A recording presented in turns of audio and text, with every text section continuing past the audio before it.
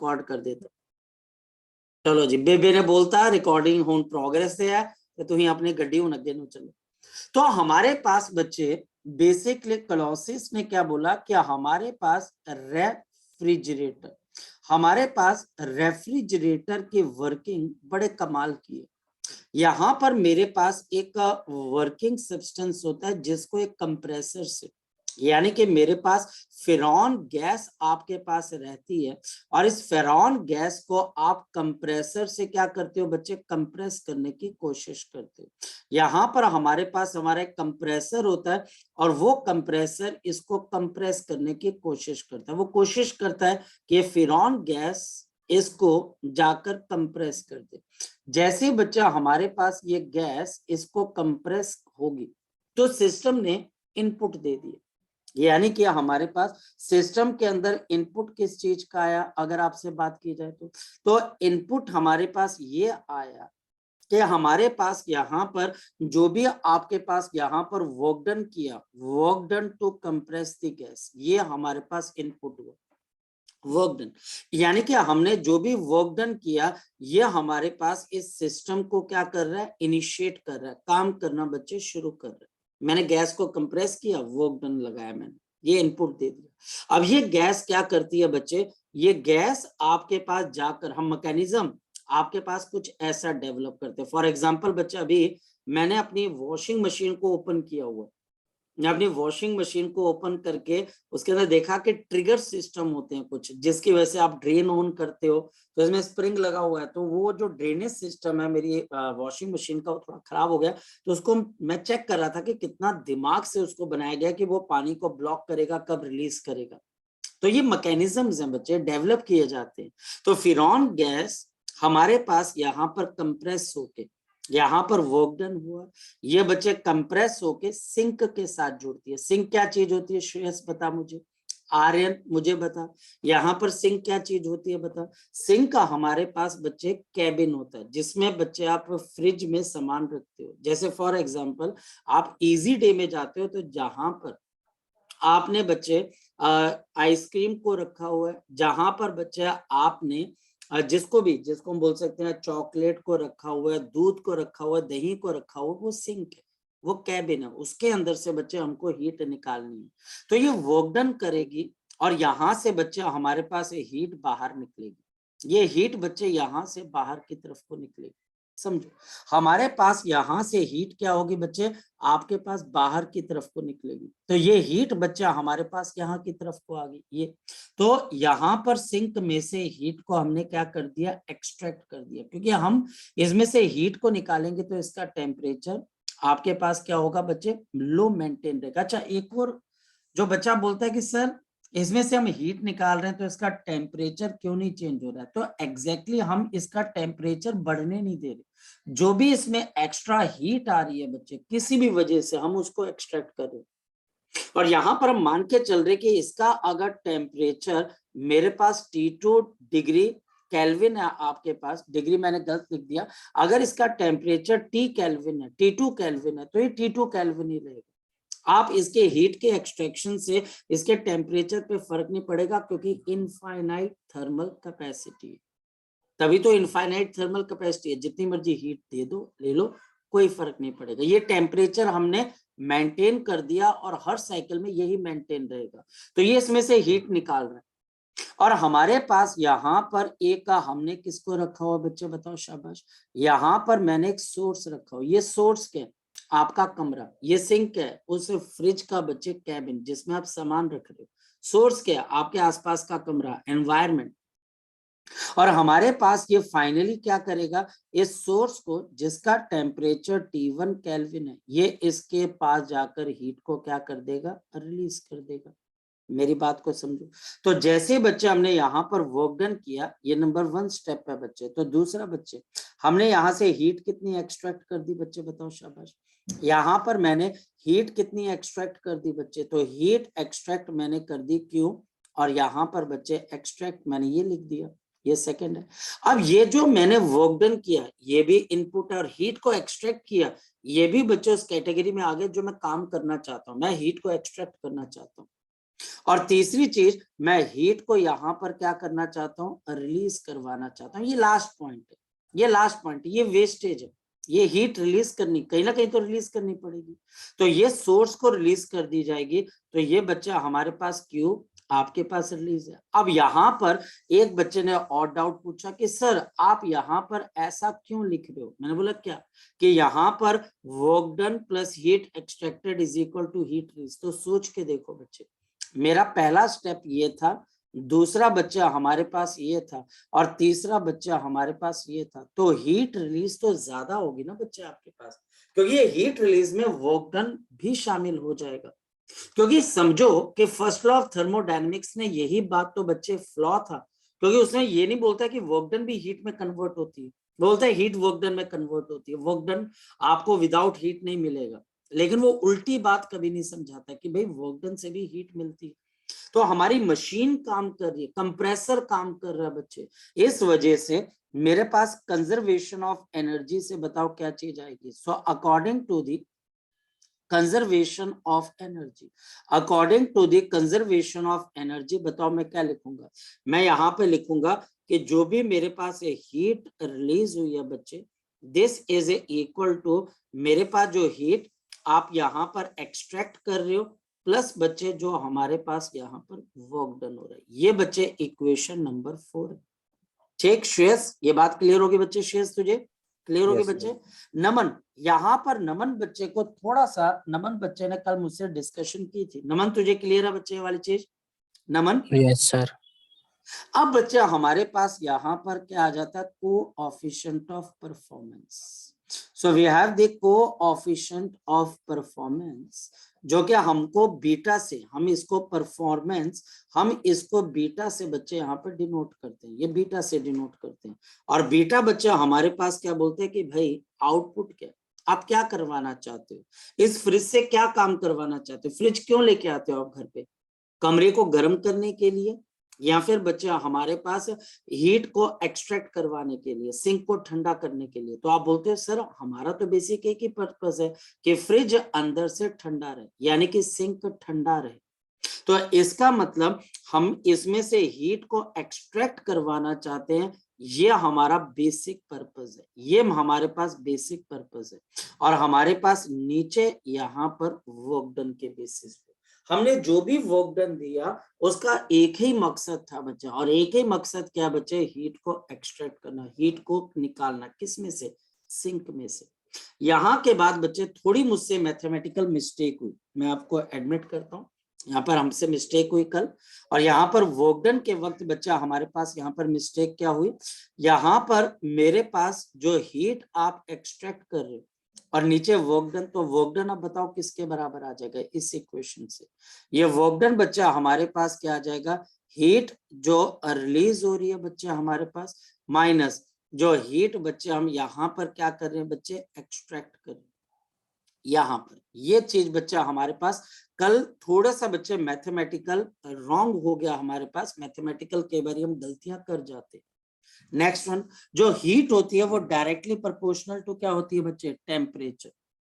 तो इसका मतलब बच्चा हमारे पास देयरफॉर हमारे पास coefficient of performance of a refrigerator is, अब हीट आप किस में से एक्सट्रैक्ट कर रहे हो बच्चे, सिंक में से, तो ऊपर टेम्परेचर ऑफ सिंक आएगा, नीचे बच्चा हमारे पास टेम्परेचर ऑफ द सोर्स आएगा, माइनस यहाँ पर टेम्परेचर ऑफ द सिंक आएगा। ये बच्चे थोड़ी सी गलती होगी मुझसे कल, और टेम्परेचर ऑफ द सिंक और बच्चे टेम्परेचर ऑफ सोर्स को आप ऐसे भी लिख सकते हो, this can be 1 divided by temperature of the source divided by temperature of the sink minus of 1। तो ये हमारे पास आ गया। यहाँ पर जो शेयर्स ने कल क्वेश्चन पूछा था, मैं उसको यहाँ पर बच्चे अब बिल्कुल एंडोर्स करता हूँ।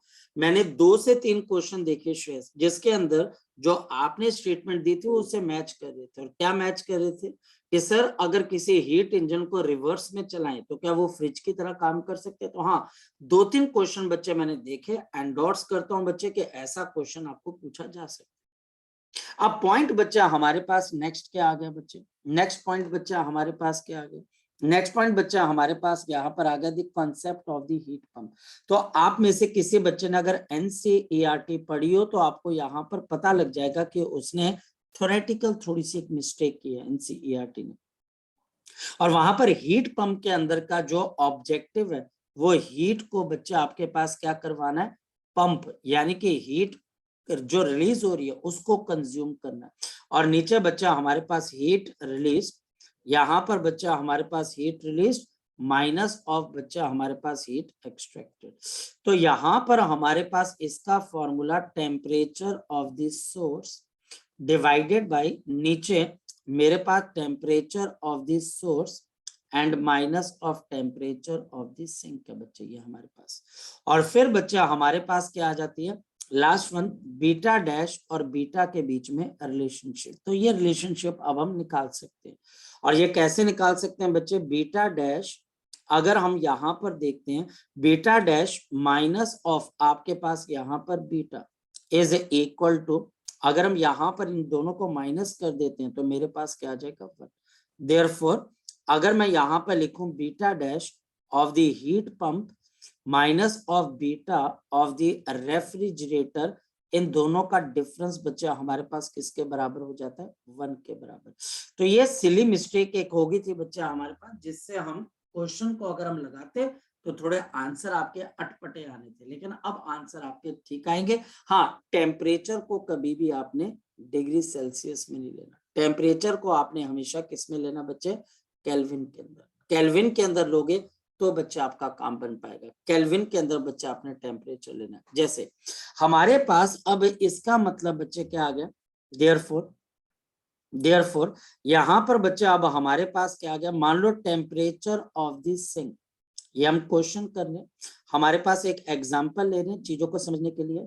ये मेरे पास 300 केल्विन है और टेम्परेचर ऑफ दिस सोर्स ये मेरे पास 600 केल्विन है। और बच्चा हमको इसका कोफिशिएंट ऑफ परफॉर्मेंस बताना है रेफ्रिजरेटर का, तो मुझे रेफ्रिजरेटर का कोफिशिएंट ऑफ परफॉर्मेंस बताना है। तो जल्दी बताओ कैसे बता दोगे, तो beta is equal to temperature of this sink divided by नीचे बच्चे temperature of this source minus temperature of this sink. तो ये बच्चा हमारे पास कितना आ जाएगा, this will be 300 divided by हमारे पास 600 माइनस ऑफ 300। तो ये वाली वैल्यू बच्चा हमारे पास किसके बराबर आ जाएगी, 1 के बराबर। तो ये हमारे पास 1 के बराबर इसकी वैल्यू आ जाएगी, 1 के बराबर बच्चा हमारे पास इसकी वैल्यू आ जाएगी।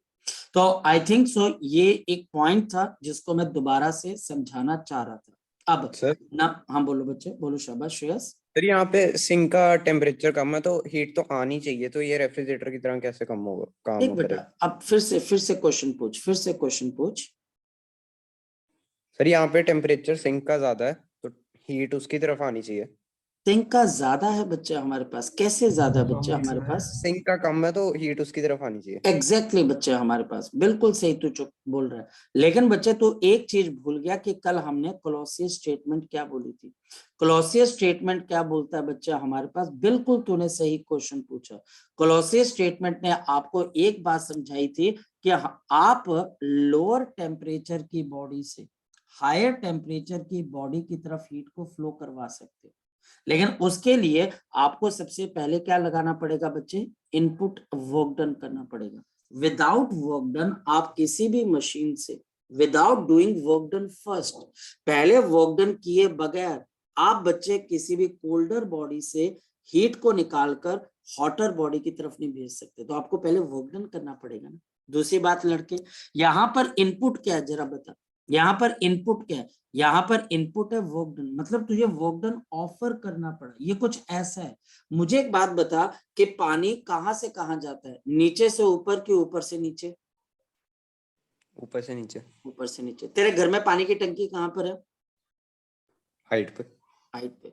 और कोई पर्सन अब गांव से आता है और तू बोलता है कि पानी देख ऊपर जमा हो रहा है, यहाँ पर ग्राउंड से पानी ऊपर जमा हो रहा है, बंदा बोलता है मैंने तो कभी देखा नहीं, बारिश नीचे गिरती है, ये वो तेरे सामने मग्गा पानी का उल्टा देगा, बोलेगा देख पानी कहाँ जा रहा है, नीचे जा रहा है, पानी तो नीचे जा रहा है।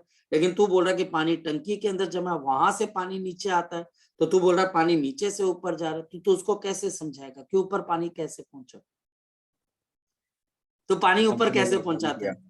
क्या करता है? पंप ने वर्क डन किया। पंप ने वर्क डन किया। और तेरा पानी पहले पहुंचा कि पहले तूने वर्क डन किया? कैसे वर्क डन। पानी कैसे पहुंचा? तेरे पंप ने पहले वर्क डन किया कि पहले पानी पहुंच गया था, फिर तेरे पहले पंप ने वर्क बाद डन में किया। वर्क डन किया होगा? बोल बोल श्रेयस। पहले वर्क डन किया।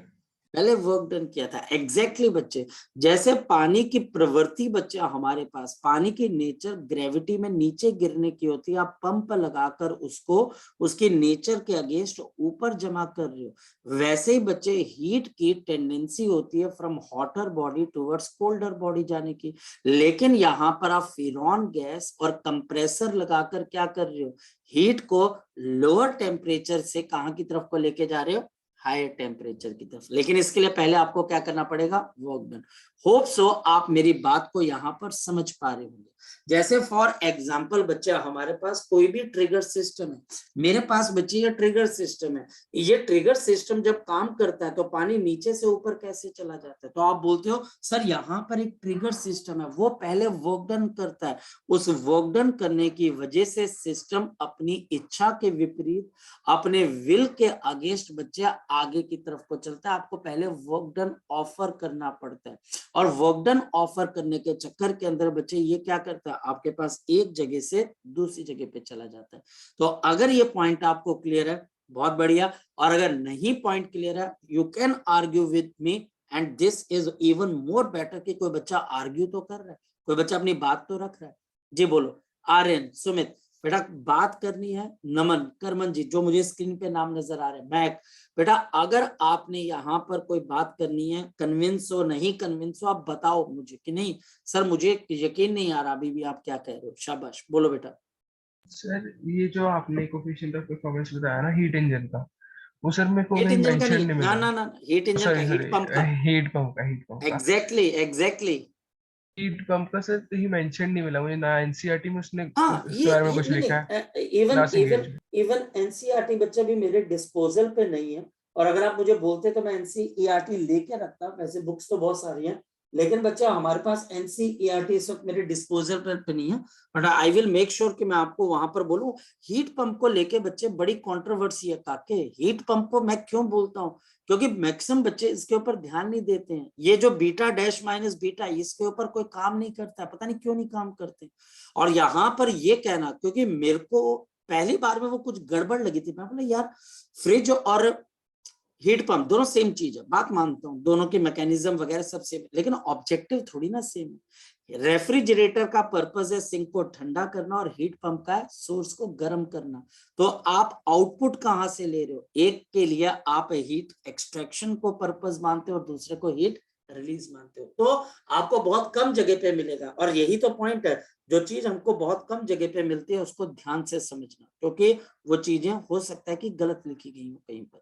जी, नेक्स्ट वन बच्चे। मैं कह रहा था सर वो एनसीईआरटी वाले ने तो उसके बारे में बात ही नहीं की, नहीं और है, ना ही, बिल्कुल है, थोड़ा सा नहीं बात बात होगी। नहीं की उसने तो हाँ उसके हीट हीट पंप के बारे में नहीं उसने कहा कुछ भी कोफिशिएंट ऑफ नहीं, परफॉर्मेंस। छोटी सी लाइन है, शायद मुझे याद आ रहा है, कोई बात नहीं, इसको हम आगे चलते हैं, कोई बात नहीं, इस पे हम टाइम नहीं लगाएंगे। ठीक है, यस। देखते हैं बच्चे। ठीक है, चलो, और कोई डाउट किसी बच्चे का? और कोई डाउट बच्चे? चलो, सो हमारे पास यहाँ पर, अरे हाँ या ना बोल दिया करो कि भैया सर डाउट है या नहीं है। उससे क्या होता है कि हमारे को चीजें क्लियर होनी स्टार्ट हो जाती कि बच्चे को डाउट नहीं है। सो अब हमारे पास यहाँ पर क्या आ जाता है बच्चे, which is known as to be the quasi static process. Quasi static process बच्चा हमारे पास एक ऐसा प्रोसेस है, द क्वासी स्टैटिक प्रोसेस हमारे पास एक ऐसा प्रोसेस है इन विच दिस सिस्टम, हमारे पास जो सिस्टम है बच्चे, it is free from dissipative forces, it is free from the dissipative forces. ये डिसिपेटिव फोर्सेस से फ्री है बच्चे हमारे पास एक सिस्टम जिसमें डिसिपेटिव फोर्सेस बिल्कुल भी एग्जिस्ट नहीं करती हैं बच्चे हमारे पास। That is friction, that is friction, viscosity etcetera, the friction, viscosity etcetera, इससे बच्चे हम बिल्कुल फ्री हैं बच्चे। एंड अब ध्यान से समझना, एंड दिस सिस्टम, और जो सिस्टम है बच्चा हमारे पास performs, this system performs the system performs the compression or the expansion of the ideal gas. The compression or the expansion of the ideal gas the expansion of the ideal gas with the system remaining जो system बच्चा आपके पास remain रहता है, the system remaining आपके पास in mechanical and thermal equilibrium with the surrounding, with the mechanical and thermal equilibrium with surrounding, thermal equilibrium with the surrounding.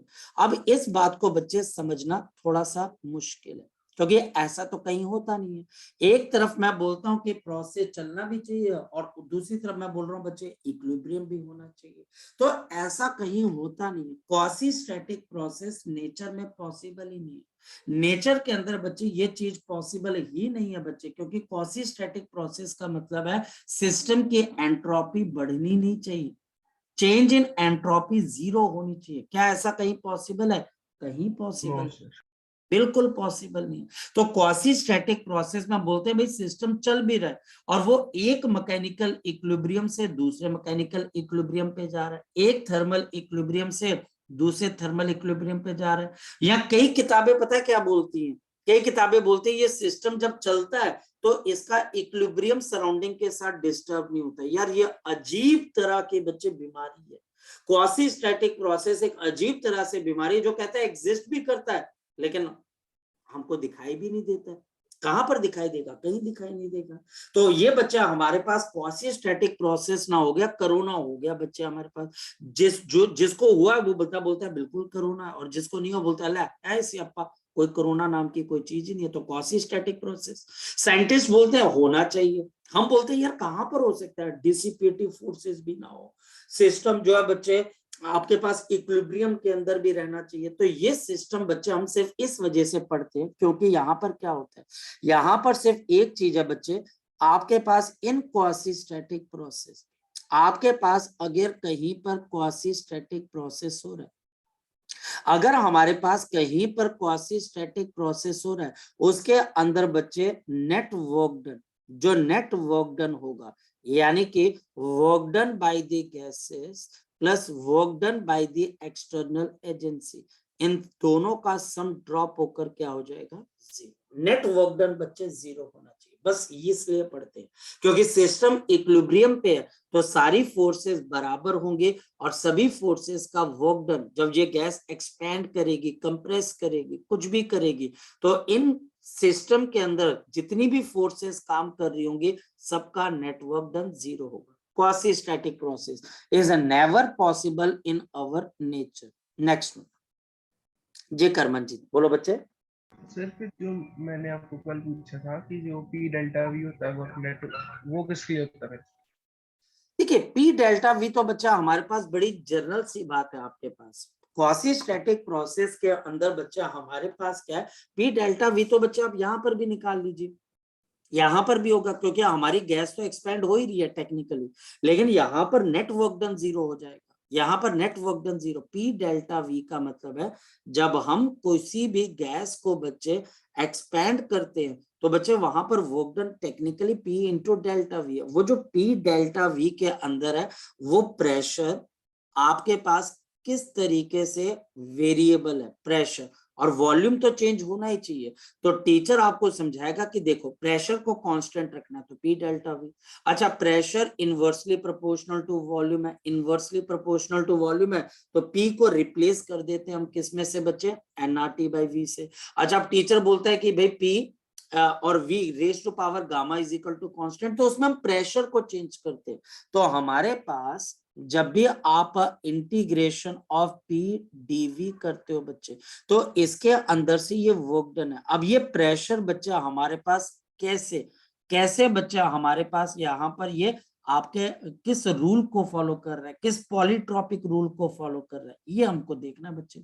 जैसे किसी teacher ने बोल दिया जी P V raise to power alpha is equal to constant, तो आप अपना दिमाग लगाओगे और वर्क डन कैसे निकाल दोगे? आप वर्क डन निकाल दोगे बच्चे यहाँ पर कांस्टेंट डीवी अपॉन बच्चे V raise to power alpha. अब यहाँ पर बच्चा अगर 1 है पावर तो आइसोथर्मल, गामा है बच्चे तो आइडियबैटिक, निकल गया। अब कोई टीचर आपको बोलता है नहीं नहीं नहीं, अब आपने निकालना है टी वी का square is equal to constant. अब आपका दिमाग ठनक जाएगा, यार मेरे को वर्क डन निकालना पीडीवी, लेकिन टीचर ने तो ये दे दिया, तो मैं क्या करूं? तो मैं अब यहाँ पर आइडियल गैस इक्वेशन में घुस जाऊंगा। मेरे पास पीवी इज इक्वल टू किसके बराबर है बच्चे? एनआरटी। तो मैं यहाँ पे टी को किससे रिप्लेस कर दूंगा बच्चे? पीवी अपॉन एनआर से बच्चे, इज इक्वल टू टी। ये मैंने अब यहाँ पर बच्चे दिमाग लगाना है कि मेरे पास यहाँ पर अब इसकी वैल्यू आ जाएगी, तो मेरे पास क्या आ जाएगा? पीवी अपॉन एनआर, और यहाँ पर बच्चे v का square is equal to constant आ जाएगा के, और मेरे पास पीवी क्यूब और ये एनआर सामने ले जाओ तो ये कांस्टेंट। अब बच्चे यहाँ पर मेरे पास क्या आएगा? पी, आपके पास वही चीज आ गई। अब अल्फा की वैल्यू कितने के बराबर आ गई? 3 के बराबर आ गई। बस ऐसे क्वेश्चन करने होते हैं बच्चों में, हमको इस तरीके से क्वेश्चन करने होते हैं। वो तो वर्क डन होगा ही होगा बच्चे, ये वर्क डन होना ही होना बच्चे। पीडीवी का मतलब वर्क डन। अब वो जो वर्क डन है उसमें प्रेशर वॉल्यूम के साथ कैसे रिलेटेड है, यही प्रॉब्लम आपको स्टार्ट करनी है स्कूल लेवल पे। ये बच्चे हमारे पास यहाँ पर आइसोथर्मल आइडियबैटिक पे स्टार्ट हो जाती है। जब आप कॉम्पिटेटिव एग्जाम्स की तैयारी करते हो तो यहाँ पर बच्चे पॉलीट्रॉपिक प्रोसेस में चली जाती है। पॉलीट्रॉपिक में फिर टीचर आपसे बदला लेता है और वो जानबूझ के आपको पी और वी का रिलेशन ना देके टी वी का दे देगा, वी टी का दे देगा, पी टी का दे देगा। आपको आइडियल गैस इक्वेशन निकालकर पी को और वी को आपस में रिलेट करना। होप सो ये बात आप समझ पा रहे हो, ठीक है? सर इतना बता दो कि जैसे इसमें 0 होता है वर्क नेट, तो आइडियल केस मतलब जो रियल केस होगा उसमें क्या होता है? इसमें आपके पास आइडियल या रियल केस के अंदर से, रियल केसेस तो हमने कर लिए ना काके, जो आइडियबैटिक प्रोसेस है, जो आइसोथर्मल प्रोसेस है, वो तो कर लिए बच्चे। ओके। अब हमारे पास यहाँ पर नेक्स्ट पॉइंट बच्चा आपके पास क्या आ जाता है? नेक्स्ट पॉइंट बच्चा हमारे पास यहाँ पर क्या चीज आ जाती है? We have the concept of the reversible process. Reversible process बच्चा again these are not found in the nature. ये बच्चा हमारे पास बिल्कुल भी नेचर में नहीं मिलते। These are not found in the nature. Reversible process क्यों?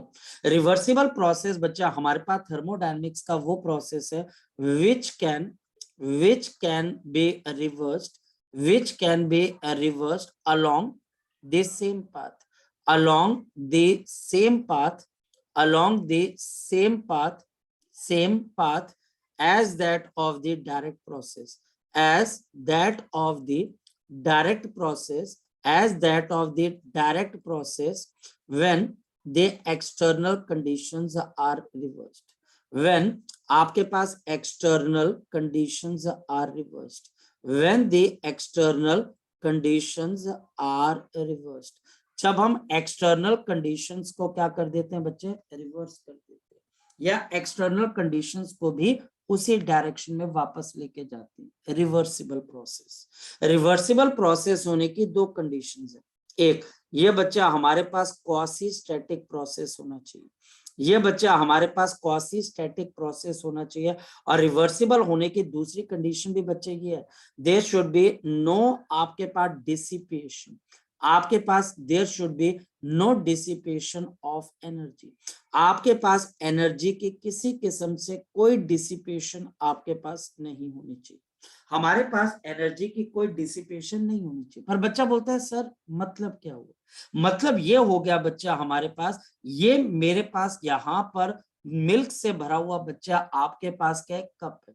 Now this cup is filled with the milk.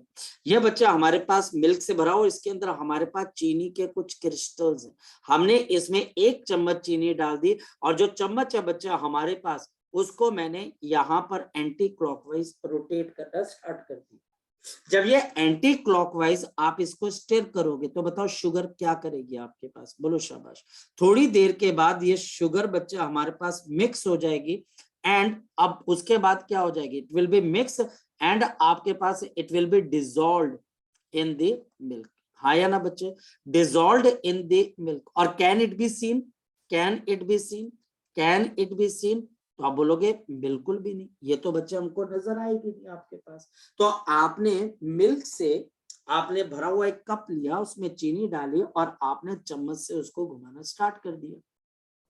जब आपने चम्मच से उसको घुमाना स्टार्ट कर दिया तो वो जाकर उसके अंदर घुल गया और बच्चे आपको चीनी अब नजर नहीं आ रही। अब देखो रिवर्सिबल प्रोसेस का मतलब, रिवर्सिबल प्रोसेस का मतलब ये है, रिवर्सिबल प्रोसेस का मतलब क्या बच्चे, ये आपने इसको कैसे घुमाया, एंटी क्लॉकवाइज। अब रिवर्सिबल प्रोसेस का मतलब क्या है, ध्यान से समझना। इसका मतलब है कि अब आप इस चम्मच को क्लॉकवाइज घुमाओ। क्या घुमाओ बच्चे, क्लॉकवाइज। पहले एंटी क्लॉकवाइज घुमाया था, अब क्लॉकवाइज घुमाओ। 10 बार आपने एंटी क्लॉकवाइज घुमाया था, अब 10 बार आप क्या करो बच्चे, इसको क्लॉकवाइज घुमाओ एग्जैक्टली उसी स्पीड से। और अगर बच्चे आपका जो घड़ी का टाइम है वो भी रिवर्स हो जाएगा, सब कुछ रिवर्स हो जाएगी। जैसे ये आपने बच्चे 10 मिनट किया तो 3 बजे से लेके 3:10 तक, तो फिर बच्चे टाइम भी 3:10 से 3 की तरफ हो जाएगा, हर चीज रिवर्स हो जाएगी। अगर हवा बच्चे चलते हुए बंद हुई तो वो हवा दोबारा से चलनी स्टार्ट हो जाएगी, आपके आसपास की चीजें सारी रिवर्स हो जाएगी। कोई पर्सन आपके कमरे के अंदर आ रहा था तो जब आपने क्लॉकवाइज घुमाया तो वैसे उल्टा पीछे वापस जाएगा, बिल्कुल मतलब कि ऐसे पीछे जाएगा जैसे वो आया था। अगर ये प्रोसेस हम रिवर्सिबल कर रहे हैं तो इस कप के आसपास जो भी चीजें हुई वो सारी की सारी रिवर्स होंगी। मतलब मान लो यहां पर बच्चा हमारे पास एक डॉग ने नीचे जंप मारी, तो जब आप इसको क्लॉकवाइज घुमा रहे थे तो ये डॉग अपने आप कहां पर चला जाएगा बच्चे, ऊपर की तरफ अपने आप, क्योंकि रिवर्सिबल प्रोसेस समझना। और जब ये सारी चीजें होती हैं तो पता क्या होता है, ये शुगर जो कि डिसॉल्व हो गई थी ये दोबारा से बच्चे क्रिस्टल फॉर्म में आ जाती है, दोबारा से वैसी क्रिस्टल फॉर्म में आ जाती है। क्या ऐसा पॉसिबल हो सकता है, क्या ऐसा कभी हो सकता है बच्चे? नो तो सर। आंसर है बिल्कुल नहीं हो सर। सकता है। लेकिन अगर ये प्रोसेस रिवर्सिबल है तो आपके पास होगा, लेकिन ऐसा होता है कहीं नहीं होता। मतलब रिवर्सिबल प्रोसेस का मतलब आप समझने की कोशिश करो कि अगर कोई बच्चा बोलता है कि सर मेरा जन्म 10 जनवरी 2002 के अंदर हुआ और दोपहर के 2:40 के ऊपर हुआ, और जब बच्चा मेरा जन्म हुआ तब टेम्परेचर 14 डिग्री सेल्सियस था, तब हमारे पास प्रेशर मान लिया जाए बच्चा आपके पास 77 सेंटीमीटर ऑफ मरकरी था बच्चा हमारे पास, और विंड स्पीड बच्चा हमारे पास 67 मीटर पर सेकंड की थी, और भी बहुत सारी चीजें। और बच्चों होता ही है 10 जनवरी 2022 को बच्चे ये सारी चीजें दोबारा से वैसी की वैसी हो जाती है। यानी कि बच्चा हमारे पास उसी टाइम पर उतना ही टेम्परेचर, उतना ही प्रेशर, उतनी विंड स्पीड आ जाती है। तो ये पर्सन जो कि इस वक्त बच्चा हमारे पास 20 साल का होना चाहिए, ये दोबारा से छोटा बच्चा बन जाता है, रिवर्स हो गया। क्या ऐसा पॉसिबल हो सकता है? तो आंसर है नहीं यार, ये कैसे रिवर्स हो सकता है? इस दुनिया के अंदर बच्चे रिवर्सिबल प्रोसेस पॉसिबल ही नहीं। लेकिन हम थर्मोडायनेमिक्स के अंदर ये बोलते हैं कि आप अगर ऐसा सोचते हो कि ऐसा रिवर्स कर दिया जाए तो हम इसको रिवर्सिबल प्रोसेस बोलेंगे। और ये रिवर्सिबल प्रोसेस बच्चा हमारे पास हमें सिर्फ एक ही जगह पे बच्चे नजर आता है। और ये कहां पर नजर आता है ये भी बच्चे मैं आपको बता देता हूं। ये एक थ्योरेटिकली बच्चे हम कारनॉट इंजन बनाते हैं, हालांकि इसकी भी एफिशिएंसी 100% नहीं है। ये सबसे एफिशिएंट हीट इंजन है, ये सबसे एफिशिएंट बेस्ट, सबसे बेस्ट एफिशिएंट है। बट इसकी भी एफिशिएंसी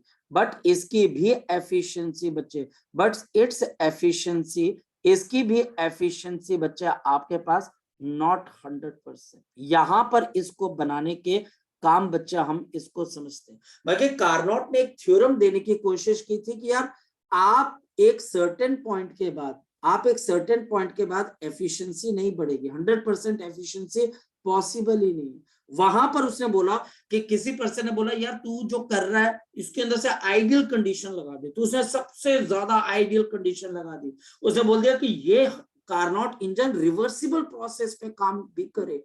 अगर ये रिवर्सिबल प्रोसेस पे भी काम करे तो भी बच्चा हमारे पास इसकी एफिशिएंसी आपकी 100% नहीं।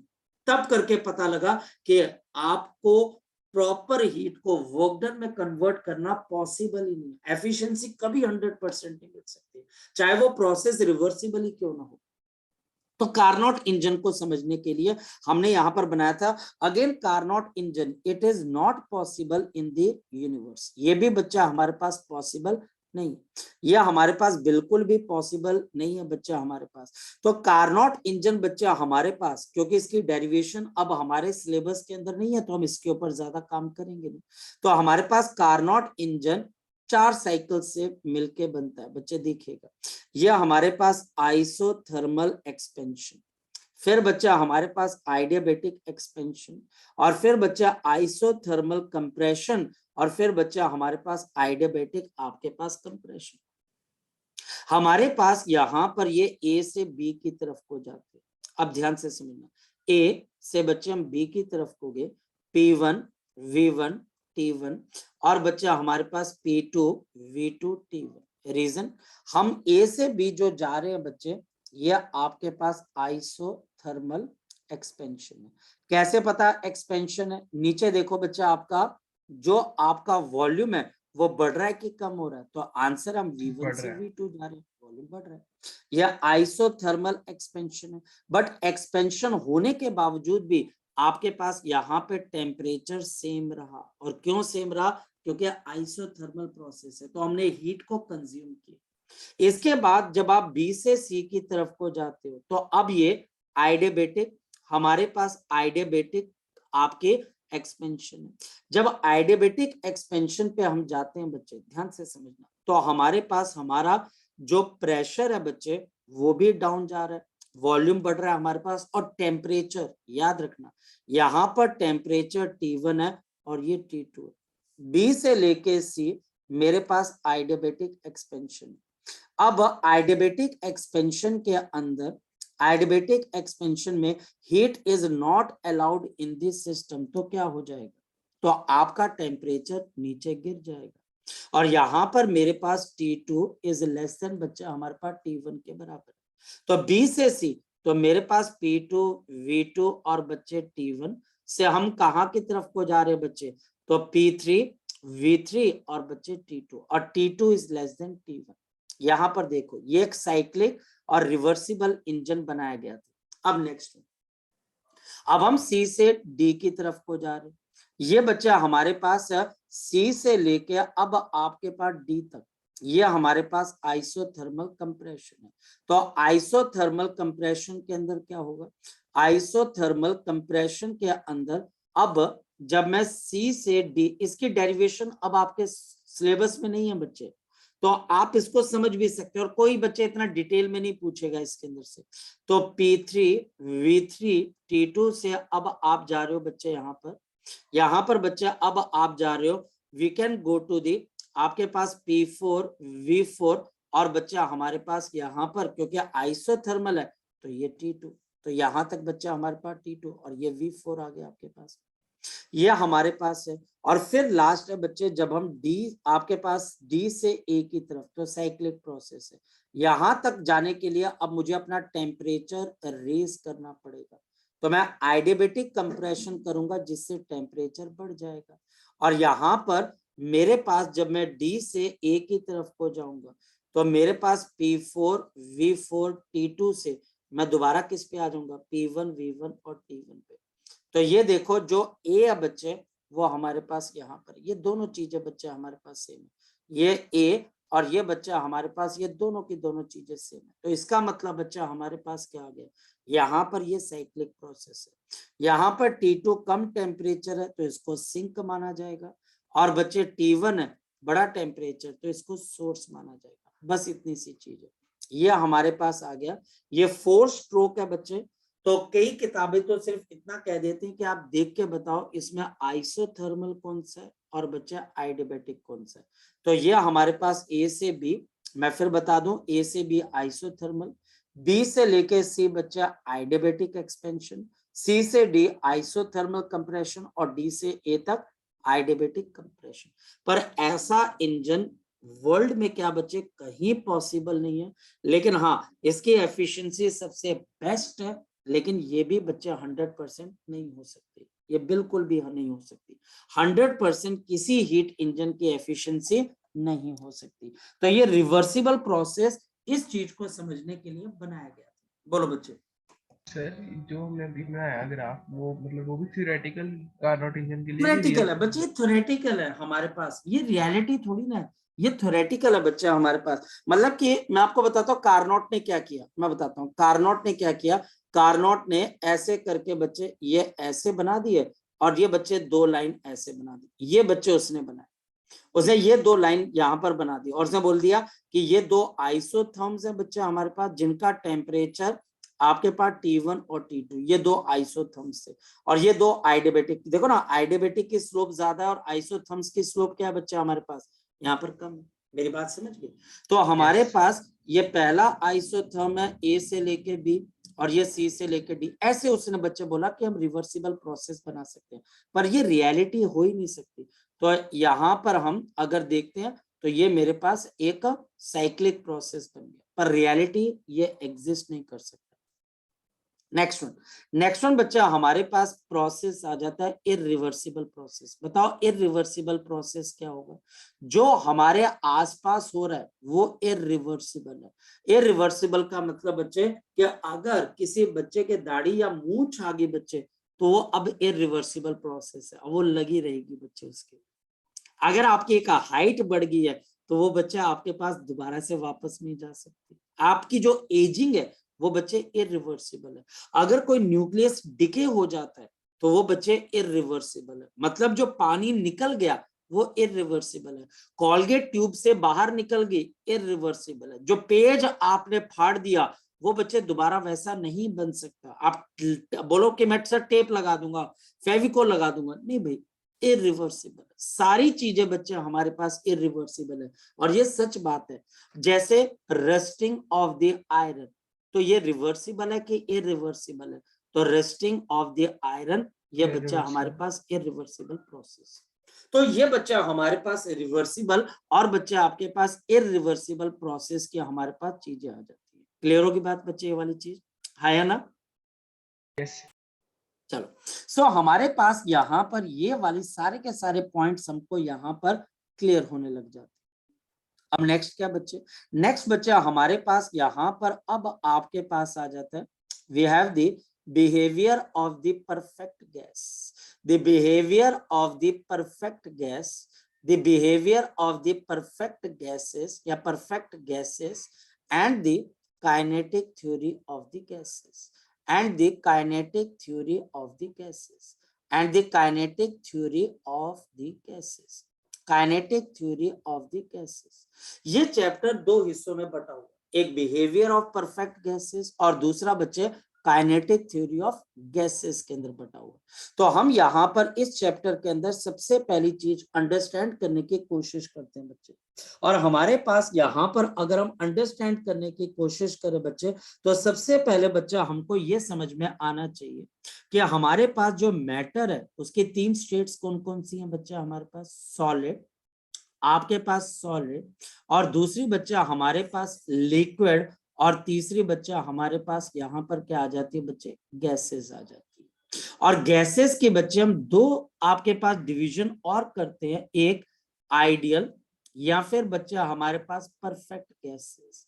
आइडियल या फिर बच्चा हमारे पास परफेक्ट गैसेस, और दूसरी बच्चा हमारे पास यहाँ पर क्या आ जाती है बच्चे? रियल गैसेस आपके पास आ जाती है।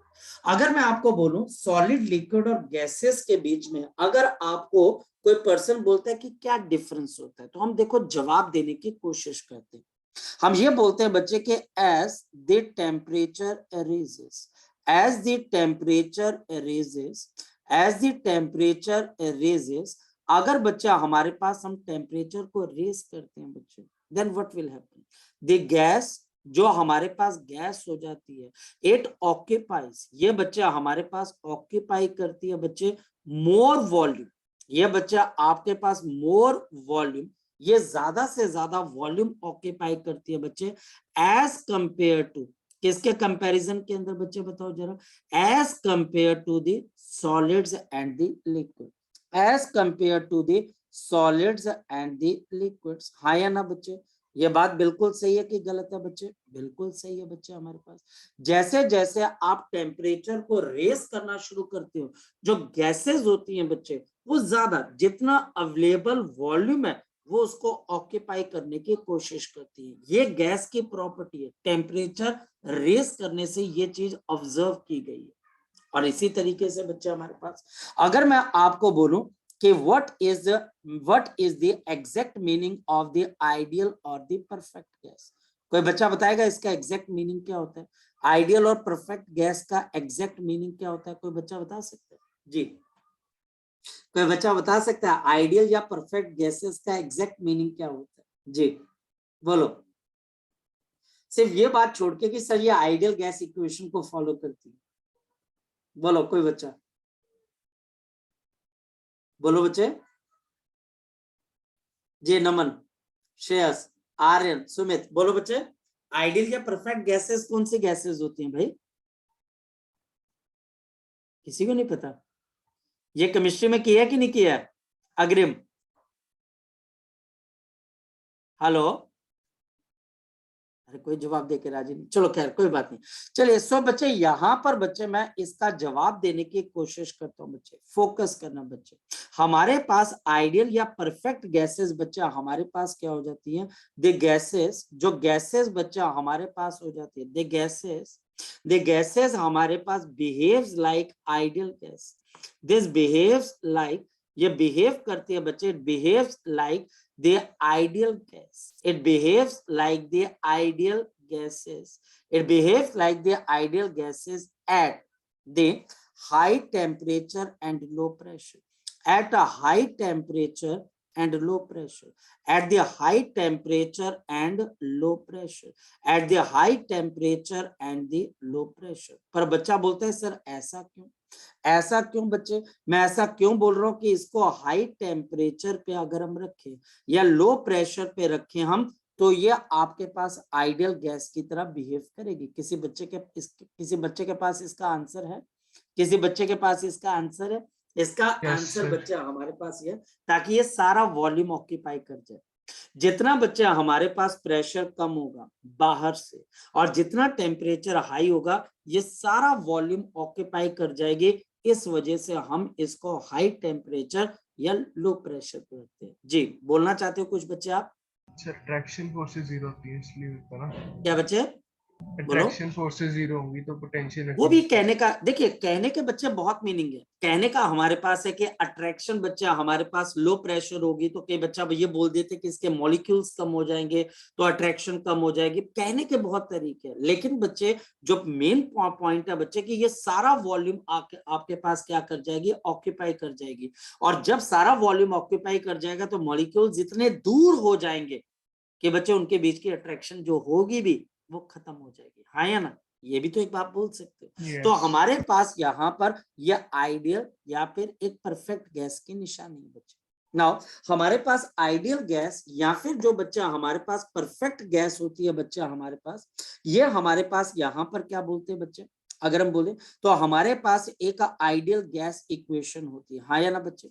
आइडियल गैस इक्वेशन होती है। इस आइडियल गैस इक्वेशन को आप किससे रिप्रेजेंट करते हो? बताओ शाबाश। तो हमारे पास PV इज इक्वल टू, मेरे पास यहां पर क्या आ जाता है बच्चे?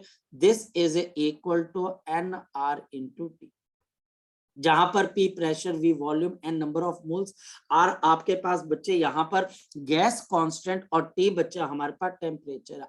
R की वैल्यू 8.31 और बच्चा हमारे पास जूल पर मोल पर केल्विन के बराबर है। नेक्स्ट वन, मैं इस इक्वेशन को और एक तरीके से लिख सकता हूं, बताओ शाबाश। PV इज इक्वल टू आपके पास N number of the molecules, Na Avogadro number into R into T। मैं लिख सकता हूं, बिल्कुल कोई दिक्कत वाली बात नहीं। और अब बच्चे मैं इसको एक और तरीके से लिख सकता हूं, जरा बताओ। PV is equal to N R upon Na। R upon Na को मैं लिख सकता हूं बोल्ट्जमैन कांस्टेंट इनटू T, जहां पर K भी आपके पास क्या? Boltzmann constant. This is given by R upon Na Avogadro number. This is R upon बच्चा हमारे पास Na, this is R upon Na और इसकी वैल्यू बच्चा हमारे पास होती है 1.38 into 10 raise to power -23। Minus of बच्चे हमारे पास 23 जूल पर केल्विन, किसकी वैल्यू बच्चे, केबी की वैल्यू। तो ये मेरे पास फर्स्ट फॉर्म आई, ये बच्चा हमारे पास दूसरी फॉर्म आई, और ये बच्चा हमारे पास तीसरी फॉर्म आई। एक और चीज बच्चे, यहां से चलो बताओ मैं नंबर ऑफ मोल्स को और कैसे लिख सकता हूँ, कोई बच्चा बता सकते हैं? तो P V is equal to given mass upon molecular mass into बच्चे आर इनटू टी, ये भी लिख सकते हैं। या फिर इससे बच्चे मैं एक और चीज लिख सकता हूँ, ये आ गया 5। अब ध्यान से समझो, मैं इसको यहाँ पे लिख सकता हूँ बच्चे P और वॉल्यूम अपॉन बच्चे mass into R upon M। अब R upon M small r के बराबर होता है इनटू T। अब आपको पता होना चाहिए स्मॉल r क्या बच्चे, this is the gas constant for 1 gram of the gas. और बच्चे मास अपॉन वॉल्यूम क्या होती है, डेंसिटी। तो 6 एक और चीज आ जाएगी, this is pressure upon density into small r into T. ये सारी की सारी जहां पर रो बच्चे हमारे पास डेंसिटी है। तो हमारे पास आइडियल गैस इक्वेशन की कितनी फॉर्म्स है बच्चे, 6 फॉर्म्स है। और ये वो 6 फॉर्म्स है बच्चे जो आपको लर्न होनी चाहिए by heart. Boltzmann constant, gas constant, density क्या है, स्मॉल r का मतलब क्या है, स्मॉल r मैं आपको ऑलरेडी करवा चुका हूं, तो ये हमें आपको पता होनी चाहिए।